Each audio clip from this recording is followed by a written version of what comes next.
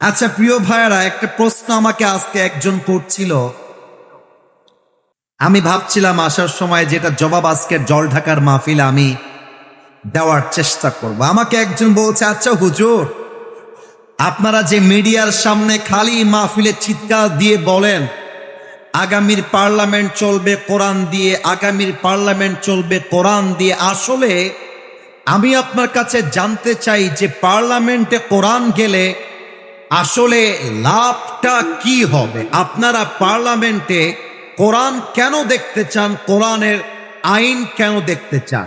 কোরআন যদি পার্লামেন্টে যায় এবং কোরআন দিয়ে আইন পাস হয়, কোরআনের প্রথম রাজনৈতিক নিয়ম হলো, কোরআনের প্রথম পার্লামেন্টের নিয়ম হলো, আল্লাহ তাআলা বলেছেন, আউযু বিল্লাহি মিনাশ শাইতানির রাজীম, إن الله يأمركم أن تؤدوا الأمانات إلى أهلها وإذا حكمتم بين الناس أن تحكموا بالعدل। আল্লাহ বলছে যে যেটা যার যেটা পাওনা তাকে সেটা বুঝিয়ে দাও, এবং যখন তোমরা বিচার করবে ইউ হ্যাভ টু জাজ উইথ জাস্টিস। তোমরা বিচার করবে ইনসাফপূর্ণ বিচার। এর বাস্তবিক উদাহরণ কি?